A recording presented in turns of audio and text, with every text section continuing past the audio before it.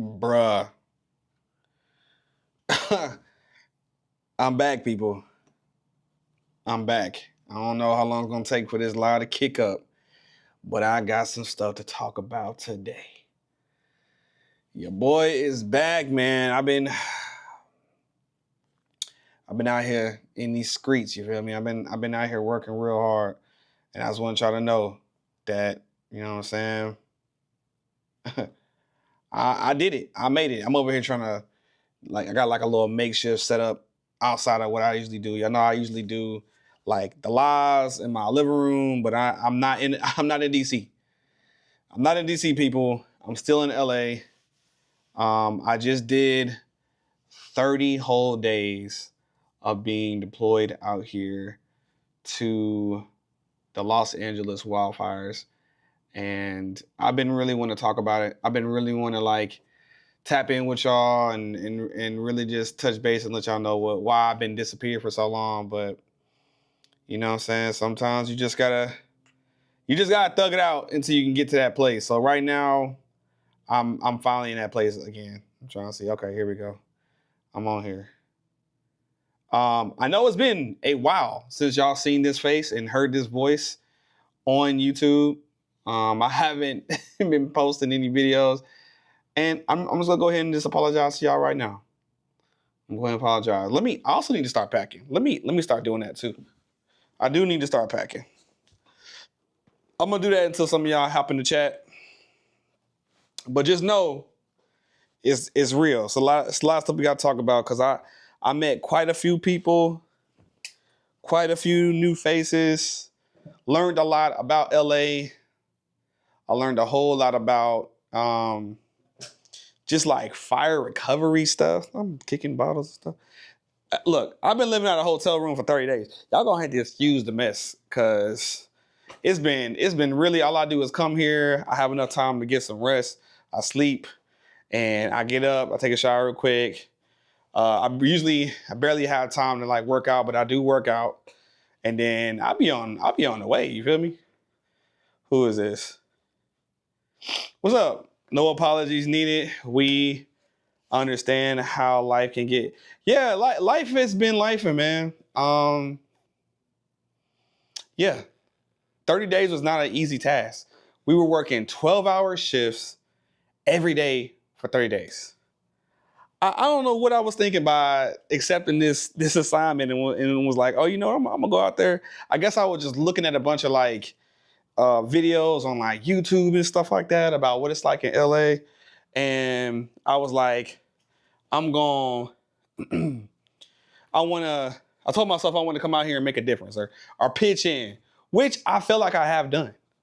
I feel like I've done my pitching in and done my part, but in actual reality, I'm also realizing that I'm drained, bro. Being around people every single day that have lost their entire life, you know, it was like a reality check. It was like, I realized that the problems that I thought were big in my life, which I didn't have many, but the problems that I was kind of taking time out to stress about, I realized, you know, they're not as big as I thought they really were. The problems ain't really that big. Because when you're dealing with, like I said, you dealing with somebody who done lost everything, but they're being super positive about it. I must have met probably about maybe 40 homeowners maybe throughout this entire project. Maybe more. I don't know. I'm really being modest by saying that. I met a lot of people who are in this situation, who's lost everything, and not one. When I tell y'all, not one homeowner had anything negative to say. They were all really positive people. They were all really motivating and everything from positive, motivating, spiritual, all that stuff. And it was really contagious. It was dang, if they can be this motivated and this happy for what they've been able to, do, then who am I? What I got going on in my little life? I'll be complaining about DC all the time.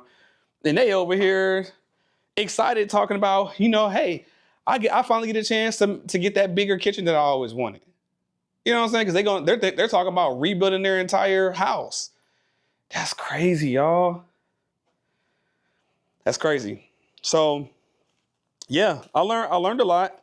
I think anytime I start going through anything in the future, I think I'm gonna use this as a life lesson to be like, you know what?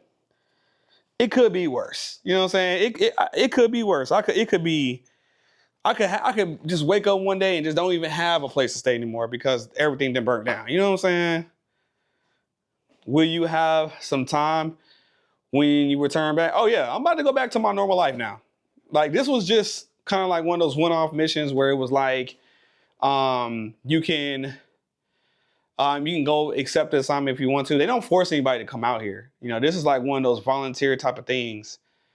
They don't force anybody to come out. So for me, I decided that I wanted to come out and see what's going on out here. Also, I mean, because when I was looking on YouTube, all I saw was a bunch of like news channels covering everything, you know, showing you fires left and right, showing you, I guess all the hype was on this place called the Palisades. That was like the main hype. Oh man, I shook the desk. That was the main hype. But now the Palisades has really kind of, well, I ain't gonna say it calmed down, but like the hype on the news is just pretty much about all around LA. There's like two main sides. You got like the Palisades and like Malibu area, and you got what else is over there? Malibu, Palisades, not really Santa Monica, but going in that direction where you're going up the coastline, that's one area. Then you got this whole other area. Dang, why I keep hitting my knee on this desk? This whole other area called the Eaton Fire or Eaton Canyon. And that's like basically like a big canyon next to a neighborhood where the fire like slowly creeped up like the canyon and came into the neighborhood because it was like a bunch of heavy wind blowing over the mountains, pushing the fire into the neighborhood, like just literally carrying like embers, you know, all floating all across the neighborhood, and they were just landing wherever they wanted to land. And so those neighborhoods are a lot more scattered out. Like the closer that neighborhood gets to the canyon, the more houses are burnt. But like the further you get away from the canyon, the more it starts to be scattered, like maybe like 2 or 3 houses at a time, or maybe just one house on a whole block that's burned down. And it's a crazy thing to see. It feels like, bro, I can't even explain it, y'all. It just feels like literally like you're looking at like a war zone.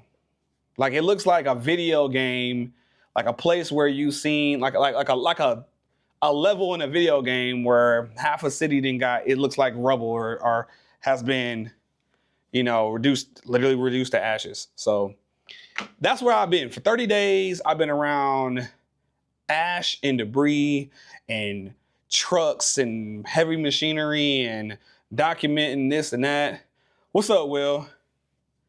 Yeah, man, it's been a while. It's been literally about 30 days. It's been a little more than 30 days. And today was my last day. Today was my last day. So I'm finally I feel comfortable, one. But two, I finally am able to hop back on here and start doing what I do, which is, you know, getting into my YouTube bag. I got a hat on because I ain't had a haircut. Bro, I ain't had a haircut in 30 days, bro. I ain't had a haircut in 30 days. All I've been doing is lifting weights, going to work, eating dinner, and going to bed. Wake up, go to work, lift weights, eat dinner, go to bed. And I just been, and every time I try to deviate from that schedule, that's when, you know, all of a sudden I'm sleepier at work or whatever. But I've been going to bed early at like, I think the latest I might have stayed up this whole entire time was maybe till like 10 one night. And that was me really doing something. Staying up till 10 o'clock. I was like, bruh. I'm like, what am I doing? But I do have there's a pool area with a jacuzzi around it. So it was pretty cool. It was pretty cool to be able to hop on a jacuzzi. You know what I'm saying? That was pretty cool. Oh, my chat working. I didn't know the chat was working. Look at that. I thought this wasn't gonna work. I forgot. I guess I am in OBS. But yeah, bro. I I can't believe I'm about to say this, but I am actually excited to see what it's gonna be like when I get back to DC. I know everybody been saying it's cold still. Like I've been having some friends telling me, don't be too excited to come back because they're like, it's cold in DC. So don't expect that it's gonna be like how it is here in LA. Here in LA, bro, it is warm outside. I think it's been like 80 degrees. As you can see, I'm wearing a short sleeve shirt. I don't really be having the short sleeve shirts on like that. In DC, I always got a long sleeve shirt. But I am excited to get back to my apartment. I'm excited to get back to YouTube. I'm just excited to get back to y'all in general. I'm really about to. I'm packing my stuff, as you guys can see.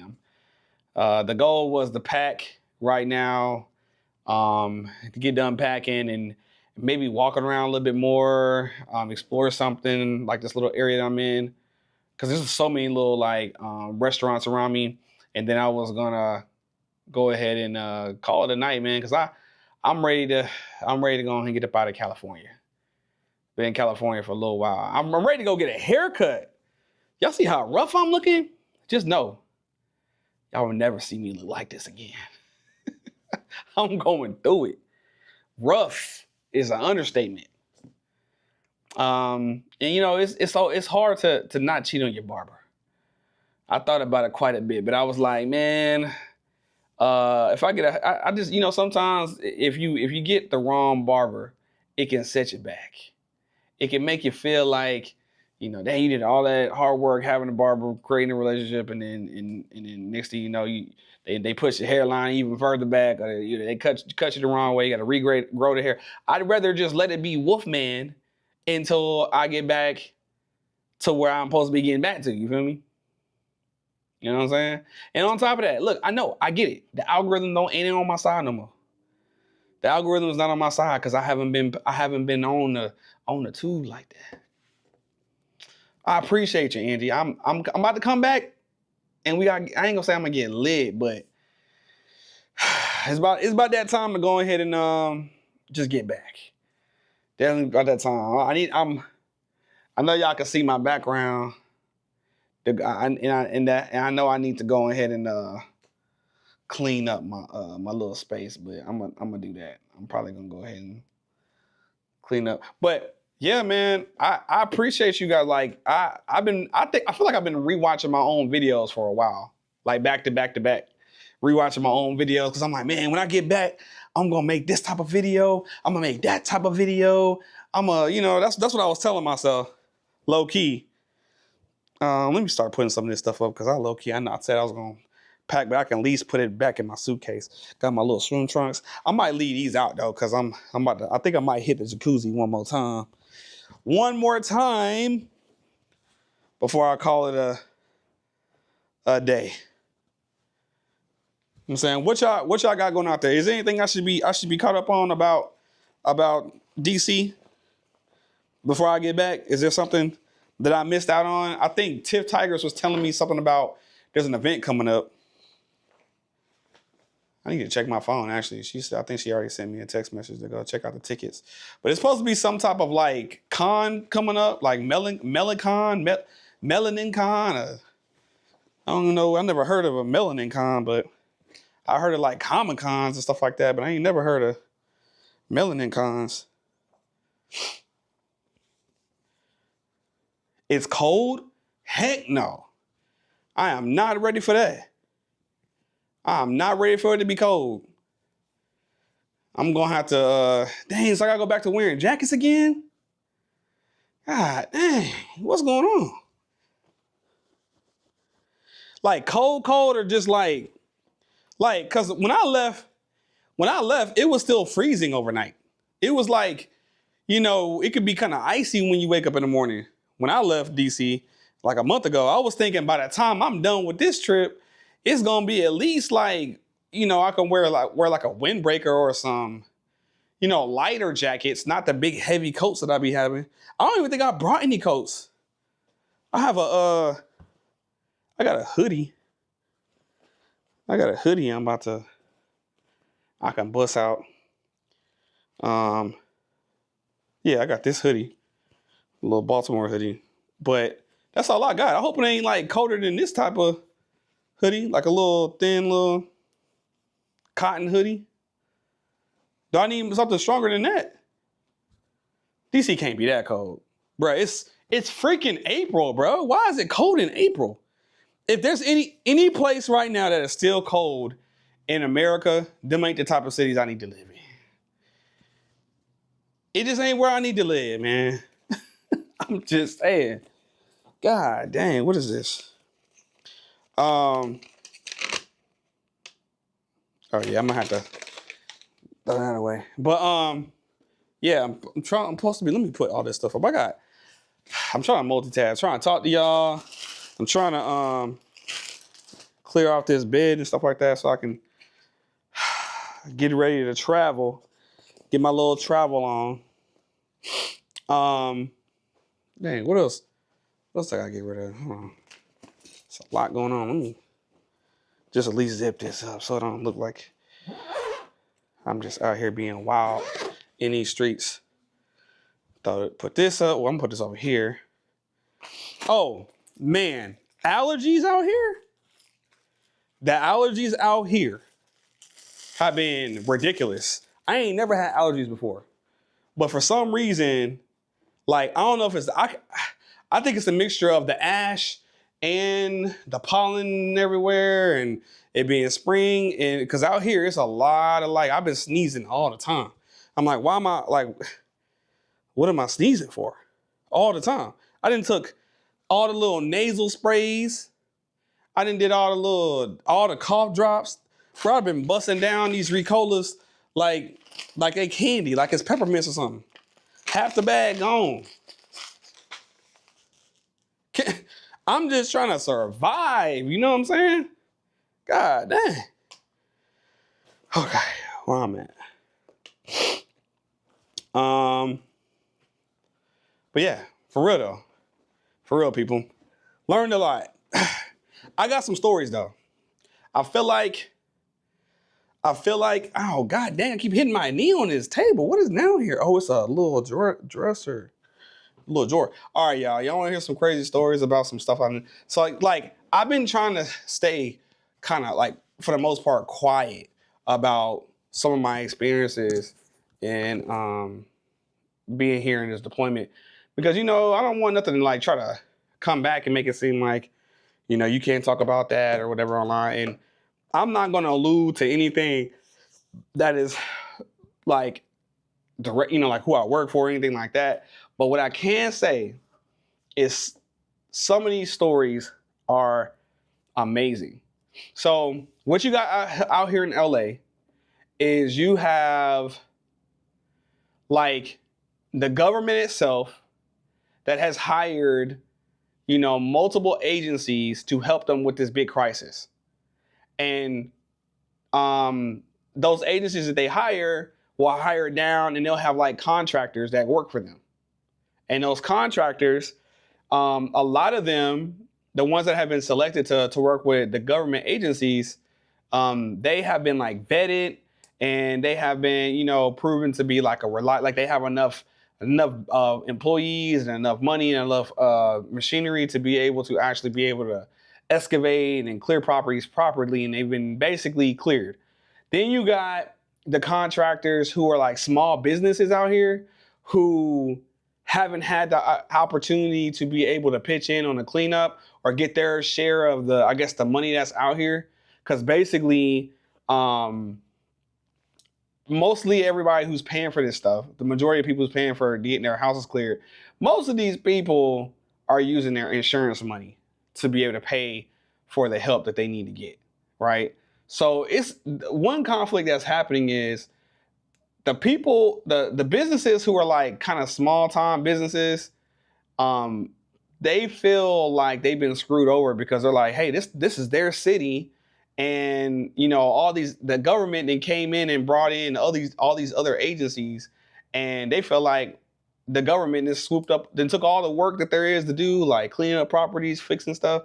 And they just bundled it all up and gave it to more government people and companies that are cool and good in with the government. And so the companies who are too small to be able to fit the criteria of what the government is looking for to work for, they're starting to spread like lies about what was required to be able to get a government assistance and all this stuff. So they would say things like, "Hey, I know the government and the news out here is telling you guys to use the such and such people, let's say FEMA or whatever, and but we will do the same job, but for a fraction of the cost. We don't have to worry about them charging you an arm and a leg. We'll do it for a fraction of the cost. But in actual reality, that's a lie because the government hasn't been charging people anything to do these clear ups. The government has been funded by government money, so they've been actually since this area is like considered like a national disaster, like a not national disaster, but an actual like state of emergency out here. Um, there's money set aside for that, and they've been paid. The government's already been paid to clean it up. So they're just like, hey, just sign up for our program, and we'll just come and clear your property. And only thing we'll do on the back end is we'll figure out how much it would have cost you, and we'll charge that to like insurance. And if you don't have insurance, then we'll just eat it up. We'll just write it up as a cost, or write it up as like something we just did for you. But like in no type of way, form or fashion, do you come out of pocket, basically. But there's these people who, what I'm trying to say is, there are people who see opportunity in seeing people suffering, and they make up lies and stuff like that to try to get money out of you. And it's like they're kicking the dog when they're down type stuff. And so my job has been to kind of like combat against that with like, with me and my powers of persuasion when it comes to making content. I wasn't hired as a content creator, but you know what I'm saying? Like I just hired as, well, I guess in a way you could say I am hired as a content creator. But my goal is to like hear the lies and then make content that tells you the truth. Like, no, that's not true. We actually only do X, Y, and Z.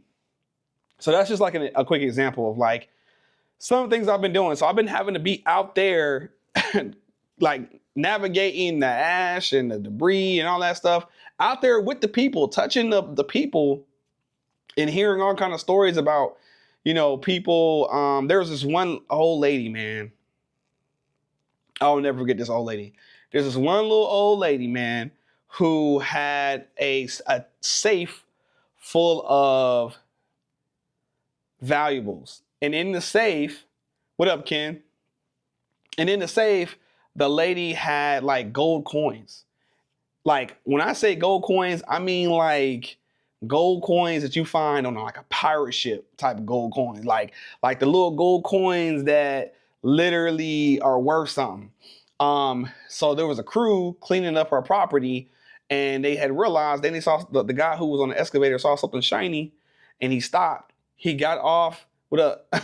What up, Akeem? They stopped the excavator. Dude got off of it, went dug deep in the ground because he was trying to see what was shiny, and he found a coin. He was like, "What is this?" And so then some other people came over. They started helping him dig and find. Long story short, they found all these gold coins that had cracked open from a safe because the fire was so hot, it made the safe pop open, basically. And everything that was inside the safe that wasn't like metal or fireproof burnt to a crisp, but the coins made it. And so they collected all the coins they could find, put it in a bag, and they contacted the homeowner, and the homeowner was like so grateful.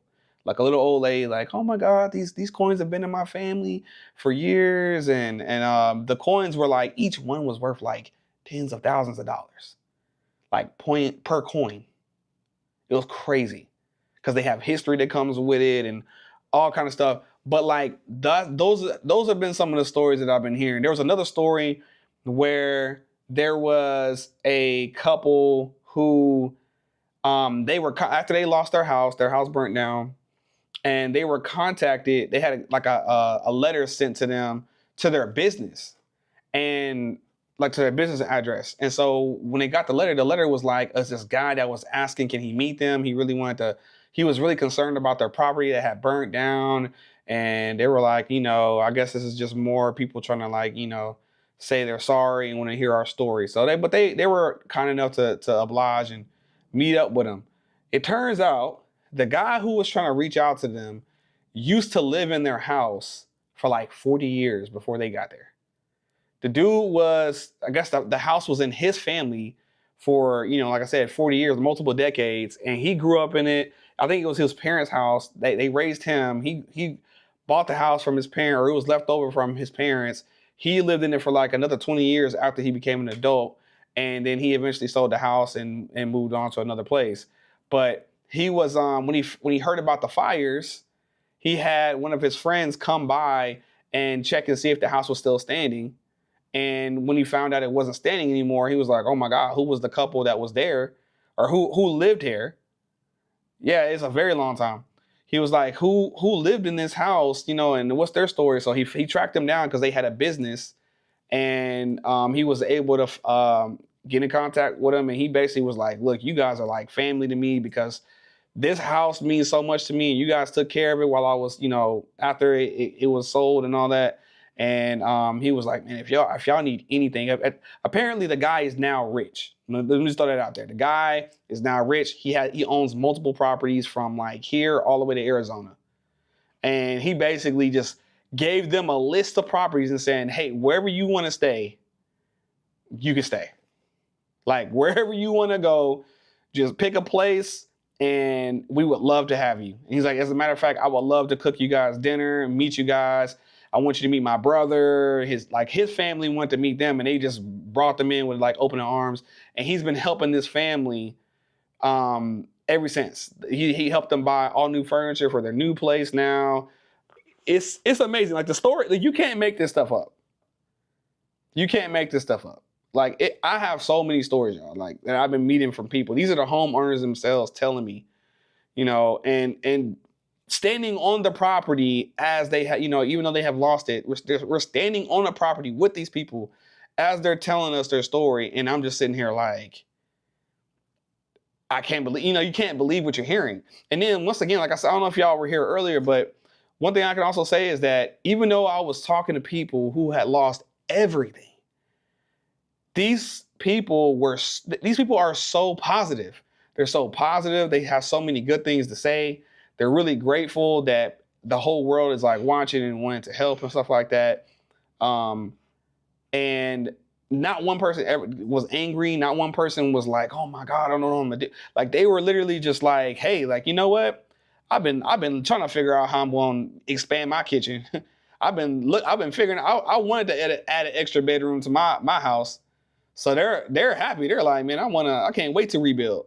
But then you also get this. There are some people who are in a situation where they are, to the outside world, there was known as like being like real estate wealthy, like they're real estate rich because their property is like worth millions of dollars, but in their bank account they don't have it like in cash. They don't have the actual money tangible. They can just go spend it. All their value and their worth was in their property. And so with their property going, like losing their property, it's like, some people really, it's like they lost it all. Like some people literally went from being millionaires, technically on paper, to being, having nothing overnight, just because of these fires. So it just has been really interesting to see how resilient a community like this can be. It's interesting to see how they have all been coming together and having dinners and, friends helping friends saying, "Hey, my house didn't burn down, but if you guys need somewhere to stay, you guys can come stay with us for as long as you need to. We'll help you with the process of trying to figure out how to rebuild," all that. One negative side to it all has been that a lot of real estate developers and companies like that have been trying to swoop through these areas, and they're trying to find the low-hanging fruit. They're trying to find a bunch of people who feel like they don't have any options. They're trying to find people who feel like they can't do anything about their situation, and they're trying to like convince them to just sell their lot. Like, "Oh, let us take that off your hands." Like they come off like they're trying to be friendly, but in reality, they're trying to buy up a bunch of property because they know it's going to be worth a lot in the future. It must have been draining to cover the wildfires in a day in and day out. It was absolutely draining. Like, y'all look at me. Just look, y'all know I don't be looking rough like this. This situation has been beating me up.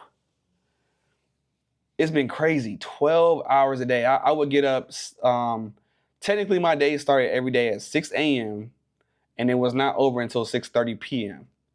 because we have to have a 30-minute lunch in between. So from like 12 to 12:30 or 11:30 to 12, whatever, that's supposed to be your lunch. And then, so technically, you have to calculate that in 3 hours, which means you don't get off till 6:30. So yeah, man, I have so much rest to catch up on. I think I'm gonna try to take this weekend when I get back to DC. I'm gonna take this weekend as an opportunity to catch up on rest. But at the same time, I do look forward to being able to see some old friends.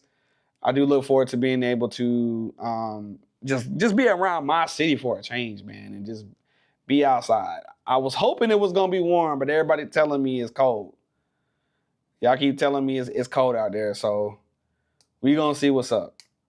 We gonna see what's up. Hopefully, it's not a bad situation. Hopefully, I can enjoy I can enjoy being back in DC. But man, it's just so many stories, man. So many stories out here. So many amazing people I've met. I think this is probably the most. I think this is the first time I met this many millionaires back to back to back. Because the areas that got burned down, what's crazy is it says still cold on the east. Yep. What's crazy is this is the first time, like, it's the first time, or not first time. This is it's crazy because like the people who had their houses burned down, for the majority, the neighborhoods that it affected were neighborhoods that are what people look at as like wealthy. They're like wealthy neighborhoods. You know what I'm saying? And so I think there's like, you got like a group of people who feel like, oh, them people gonna be fine because they got money. But then you got like the people who are actually in it, and they're like, man, like they're having a reality check because they're like, man, I never thought I would be back in a situation where I'm, financially not good right now.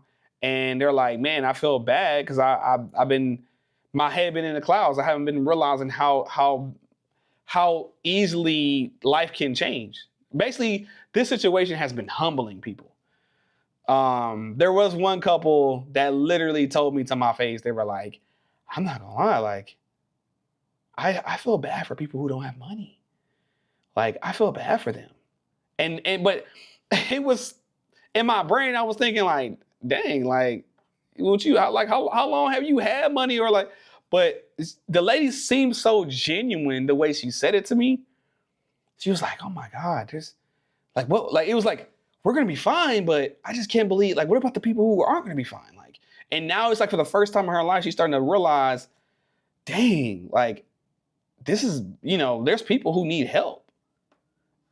And she's, I guess in her defense, she's like always the one that people come to for help, is what her and her husband was trying to tell me. Like, they're used to being the couple that people call on, like the grandma and the grandpa that everyone needs, or the mom and dad everybody needs, and they can just call, and even they also had a business. So like, even their employees, they were just used to being the person that everyone comes to for help, not being the one that need help.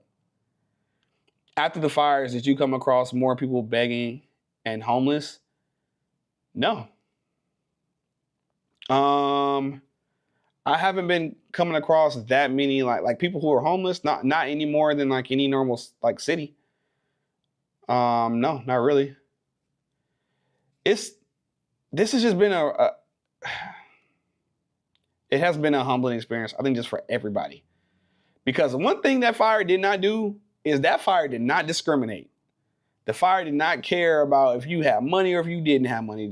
The fire didn't care if you was old or young. The fire didn't care about if you was white or black, Spanish or Asian. It didn't care. It just was burning up anything it could get its little fire hands on. And it is what it is. It just left its wake of devastation across many miles.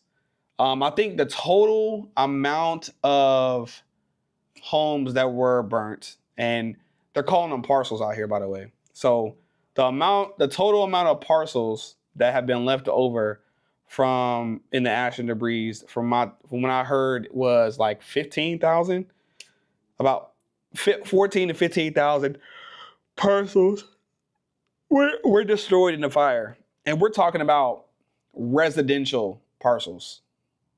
We're not even talking about the commercial buildings, which is a whole nother thing. All of the commercial buildings that are out here that have been destroyed, they haven't. There hasn't been any agencies or any construction businesses that have really started on those properties yet, because everybody in the whole city, from the mayor to whoever, everyone is mainly focused on getting the residential areas fixed up and together first, because that's where people are actually living at. And there's a lot of people who want to be able to go home. Like there's, for example, let's say, you got a whole block full of houses, and the majority of the houses on that block got burnt, but are devastated and burnt to a crisp. But you may have, like, I don't know, 5 or 6 houses that were not touched. Then those people who live in those, who were supposed to be living in those houses, they still can't go home, because the debris just lingering around in those different plots and parcels and stuff. It's still in the air. Like when you just drive, you're coming up to these neighborhoods when you're driving, because you can smell it. You can smell the charredness in the air. Just like how when you're coming up to a barbecue and somebody, like, think about how far barbecue smells go. Like it could be the 4th of July, and it could be someone all the way at the end of your block barbecuing, but it's a whole barbecue going on, because it just lingers all the way down the block. And that's when the food smells good. Now imagine if a whole neighborhood just burnt to a crisp, and you're just driving, you could be 2 miles away, you could smell it. Ain't no way you can live in your house. Let's say if we're just talking about just the smell alone, there's no way you can live in your house, honestly waking up every day knowing that all the houses around you just a bunch of charredness all around you. You can't live in that. You're going to smell it through your windows. It's going to be on your clothes. It's going to be on everything. Like all my clothes, bro. I was washing my clothes, I swear, probably like every 2-3 days, because I felt like all my clothes was smelling like ash. And I'm not a smoker. But you would think that I'm a chain smoker the way my clothes be smelling. I'm like, dang, y'all, this is something else. Hold up, I think I cut off the chat on accident. Let me bring it down. I think I had. Oh, maybe not. But yeah, it has been a humbling experience. From the smells, and then not to mention if you like calculate the chemicals that have been released. Like, say someone's you never know what's in. First of all, you don't even know what's in people's houses. So then for the whole house to be lit on fire, and people have all kind of things that they've maybe imported from other places, other countries and cities and stuff like that. You don't know what kind of chemical makeup some of this stuff is made of until it all burns down and it gets released back into the air. And so that it just causes a lot of toxic. It's like a toxic environment, a toxic, just toxicity happening. So a lot of people are living off of like their insurance money that's been given to them, so they could be able to live in hotels like this, or live, in an Airbnb, wherever people are finding. Like, it's really hard to find a hotel in LA right now because of so many displaced people. I've been in this hotel room for 30 days. And whenever I go downstairs to the bar to get some food, which I'm probably going to do after this live, and then I'm always, I meet somebody else who, they're like, yeah, I've been here for like 73 days. Oh, I've been here for 60 something days. And I'm like, Jesus Christ, people. Like, this room ain't all that. But the location in the neighborhood that it's in, this room is easily like, I think on the low end, like $250 a night. $250 a night. Are you working the LA wildfires related to your federal government job? Yes. I am. Well, today was my last day, right?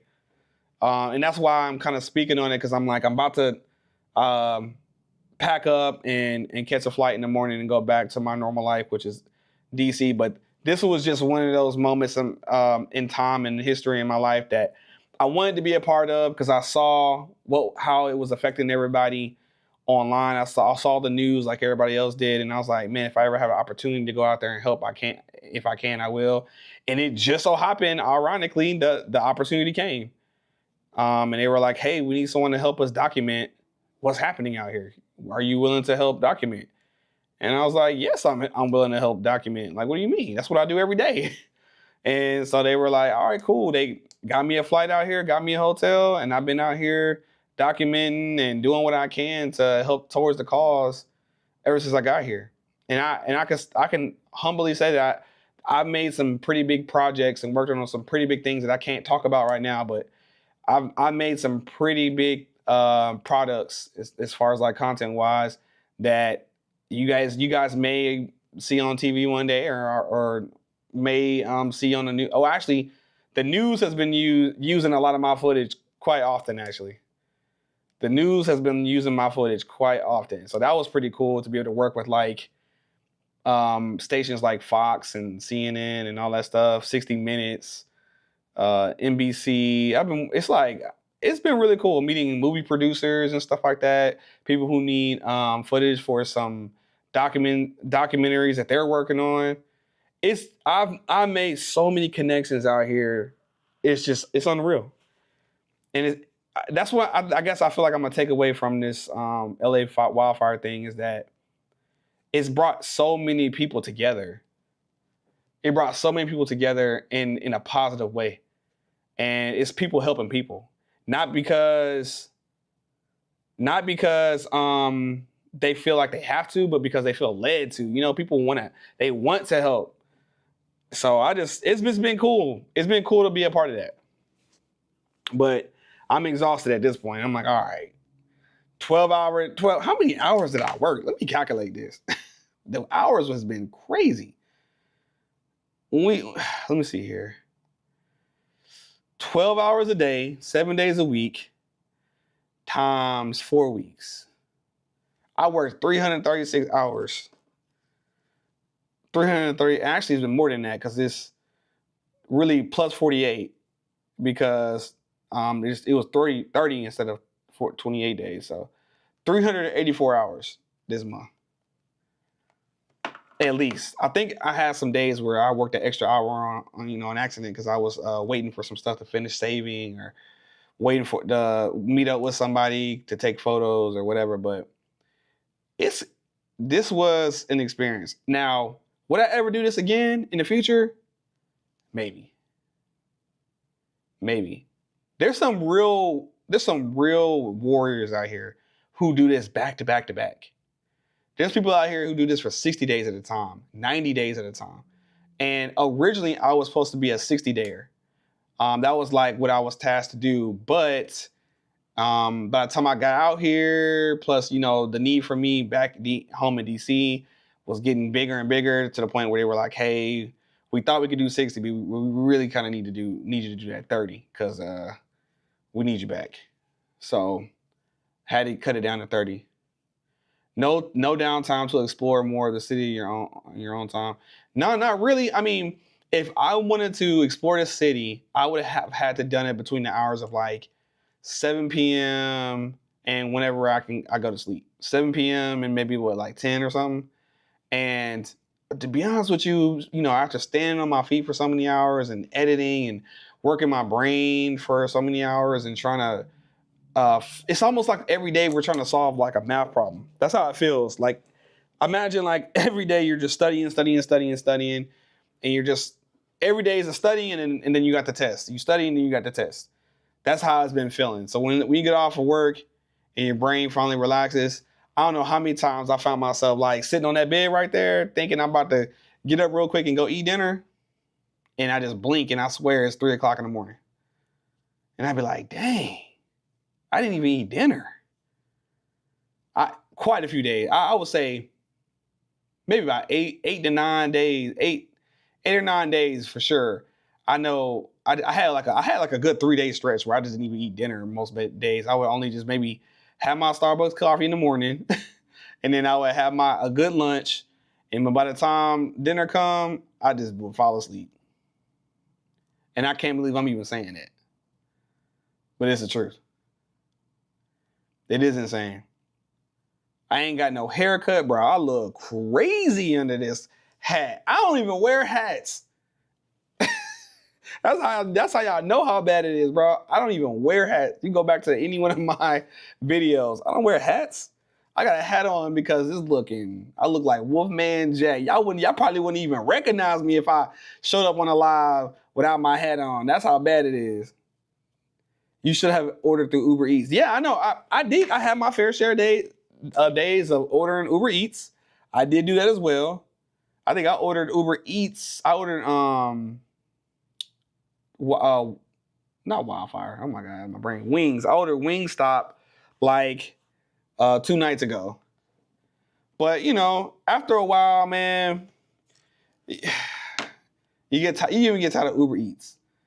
But it's cool. It's cool. I'm about to I'm about to have a good dinner somewhere tonight. I'm gonna kind of celebrate. I might eat a steak or something and just be like, man, I did that. Because I am also proud of myself for doing my first deployment with the company I work for. I'm really proud of myself. So the goal is in the future to be able to do these. And I'm, now that I know what to expect, now I know how to like prepare for it, plan for it. Cause I didn't really bring everything that I probably really needed for this. I would have probably packed my suitcase totally different. I would have brought totally different type of equipment. But I was still able to do some really good stuff. Don't get me wrong. I even bought a gimbal. I haven't used a gimbal in so long, but I just really needed the use for this. I found myself buying a freaking gimbal.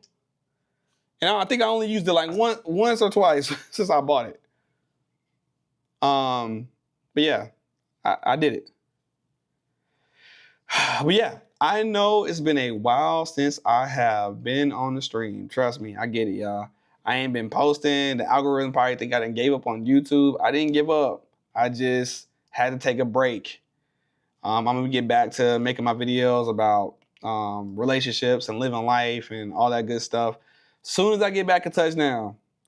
If you want to talk about it though, since on that note, out here in LA, I ain't had no time. Like, y'all ain't had no time to even look like that. There is a community college right down the street. I think it's called Pasadena Community College. And it does have quite a few young women there. And I know a lot of guys tend to like younger women. So if I'm pretty sure that if I was really on a prowl like that, and if I was trying to find something, I probably could have found something. Okay, I ain't gonna say can't find nothing. So I'm pretty sure I would have found something. I just I ain't had the energy. And then on top of that, I look like this. Any black women there? Heck no. Not none. Not none. Actually, I take it back. I did see one good looking girl. I was at Jamba Juice today. I was actually on the phone with somebody, but there was one that looked very cute at Jamba Juice today. But once again, I feel like I look crazy. I ain't finna be approaching nobody with my hair looking like, my beard looking like how it looks. I'm just looking wild. I look like I don't care about me, and I care about me, but I look like I don't care about me. And she was peeping though a little bit, but she was on the phone too. And when she had got up and walked to the counter, I was like, dang, I ain't noticed that. You know what I'm saying? Because she had a lot to notice. So that's how I know I'm tired, because I didn't even turn my head to follow it. You feel me? This is for the fellas. You know what I'm saying? Like I ain't even turn my head. I'm like, man, I'm tired. I know it's over there, but I'm tired. You know what I'm saying? I know it's over there, but God damn, I'm tired. You feel me? But yeah, there's a big population of Spanish women out here. If that's your thing, if you like Spanish girls, LA has tons of Spanish women. And then also there's also a good amount of Asians too. I mean, I guess I would imagine that makes sense because Asia is like right across the ocean, so I can see how this could be their first stop if if they're trying to come from Asia, actually not necessarily being born in America, but if they like have immigrants or parents who are immigrants, I can see how California could be, a Asian hotspot. I heard somebody told me that San Francisco had a lot of Asians too. That was like an Asian majority city. That sounds dope. I need to check out San Francisco one day. I just want to be able to see like those streets that like go way down. LA got them streets too though. It's a lot of mountains out here. There's some neighborhoods where you could just be standing in the neighborhood and it look like the neighborhood like the slope goes straight down. There's a big Filipino community in LA, so not surprised about that. Yeah, there definitely is. I'm trying to figure out though where I need to go for my vacation because I'm definitely taking a vacation after this. I don't know where I'm going, but I'm taking a vacation after this. This was definitely the one to go ahead and push me over and make me realize I need to go ahead and figure it out. I'm definitely not going nowhere cold, but I'm thinking I might go ahead and go to somewhere in the Caribbeans maybe. Because I want to keep it not too expensive as far as like, the travel and all that stuff. But I also want the tropical vibe. Brazil is the spot for you. What is up with Brazil? Why is everybody going to Brazil, man? Brazil is starting to scare me. Because every video I see on YouTube about Brazil is like a guy who, how do I explain this? It's a guy who is out there for, in my opinion, the wrong reasons. They out there because they trying to pop something. All right. And that's not my words. That's the words that I heard from one of these YouTubers. It was a whole YouTuber out here months ago when I first started streaming. And I watched his video and he was just talking about how him and his boys like to go to, or whenever, because he lives in Brazil. He's like, whenever his boys coming in town, he loves to show them this spot where he calls it the thought spot. It's the thought spot. And I'm like, what? And I guess it's a spot where you can order what you want when you walk in. You can just walk in and they just all around you walking around and all you gotta do is just be like that one. And then they tell you how much the fee is and then y'all just go hang out. That's what I be hearing about Brazil. That sound wild, man. I don't need that in my life. I'm focused. That also it don't even sound like healthy. It sounds unhealthy to me, in my opinion. I'm just saying. Don't shoot the messenger. But it don't seem like the best, healthiest choice of activities. Now, as far as Brazil as like it being close to water, that's dope. And it's also as far as Brazil being on that, like with that statue thing, I think that's cool. I want to see that. And I already know them parties, them like Caribbean parties be probably lit, like crazy lit. So I do want to see what one of those is like in my lifetime, one good time. But as of right now, I think, how much is it to go to Brazil? Yeah, no, usually I would like share my screen, but I don't have all my screens and stuff. That's another reason why I miss my apartment. Cause I could just share my screen with y'all. We could search together. But anyways, I really do need to probably go get something to eat. Oh, dang, I can hear my news. They probably need to go get something to eat before it gets too late. I know that the algorithm is gonna have to take some time to push this video out because it's been so long since I posted. And I get it, algorithm. I get it, YouTube. Y'all want the consistency to be there. So I'm about to get back. I just had to take a break because I was deployed. You know what I'm saying? Had to get the coins up. You know what I'm saying? Did that. Had to help some people. Feels good to do that. Learned a lot about California. Learned a lot about like the aftermath of like when emergencies happen in the world. Learned a lot about that. And then I got to meet a lot of cool people who are really good at what they do. Like, I feel like the top people in every industry came out here and we've all collectively gathered in one place. Like, you know, you're really good at engineering. You come over here. You're really good at science and math. You come over here and you're really good at documenting and creating graphic designs. And like, and it just, we all came together, got the information out there to the people. The people have been accepting it. People, I think they feel overall loved that we do care, because we do care. You know, every morning we have huddles and talk about how we can help the people. And I think it has been showing. So now my time as far as being here has came to an end, and I just wanted to share my experiences. That's all. Just wanted to share my experiences with y'all. Maybe if y'all have a job where you guys may have an opportunity to come out here and help, or if you just feel like you just want to be able to volunteer on your own time and come out here and help, it's needed. Do it. I don't regret this whatsoever. I'm tired, but I don't regret it at all. Tomorrow I'll be catching my flight. I'll be landing in DC and be back to business. You feel me? I'm gonna go ahead and get this haircut, stop looking crazy, maybe do a little shopping, get a new little outfit or something on, some new shirts or something, and get back to being me and exploring the city.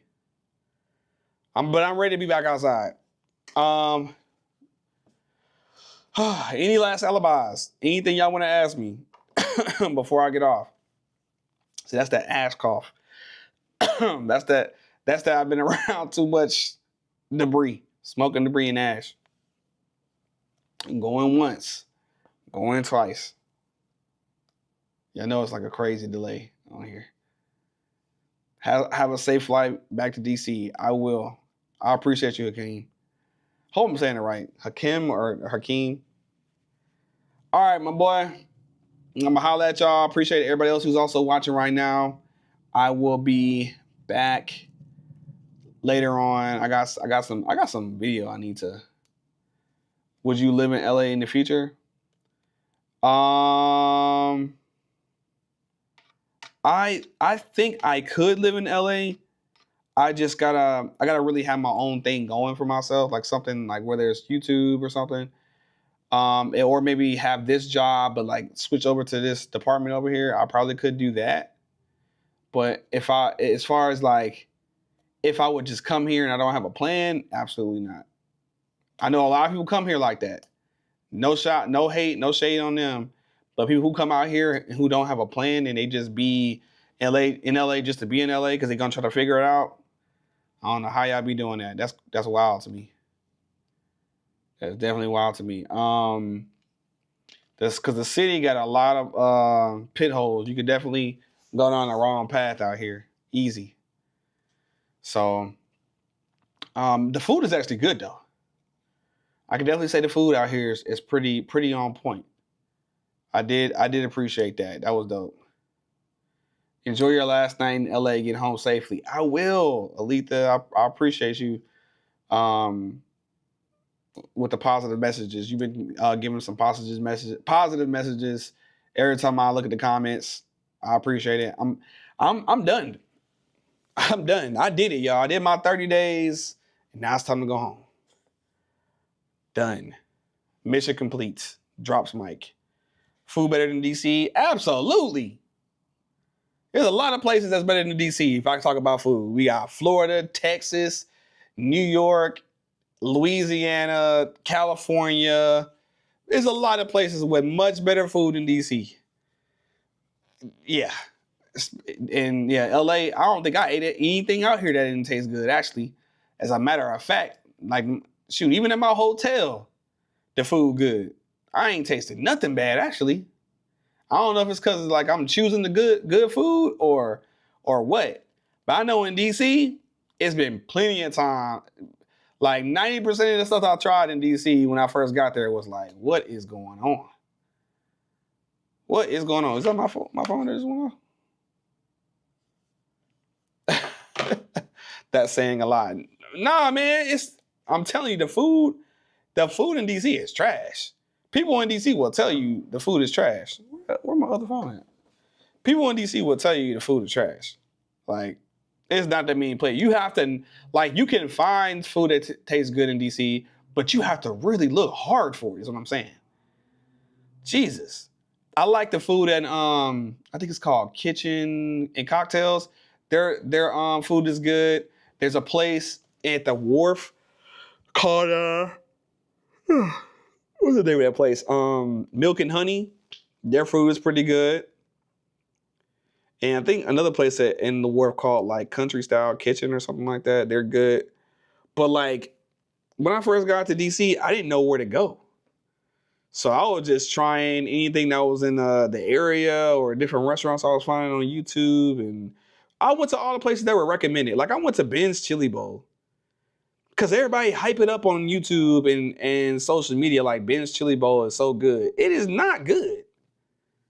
Like they don't have, like, I don't know what it is, but they don't have seasoning in their chili or like when I eat chili and like rice or something like that, it has almost like it has like more salt or something in the chili. I don't know what it is, but it don't hit like that. It just tastes like you're just eating, hot rice with like some gravy on it, but the gravy don't be, yeah, bro, like it's really overrated. It's not good. And it was crazy. It be in movies and everything. I'm like, how they keep getting all this publicity like they that good? It's not good. Now, if they was to put like Milk and Honey in a movie or they start hyping that up, I'm like, okay, they deserve that. That makes sense. They good. Kitchen and Cocktails, okay, I can see that. Maybe even Park and 14th, I think. Maybe that's good too. But not Ben's. Why does Ben's be getting so much hype on the internet?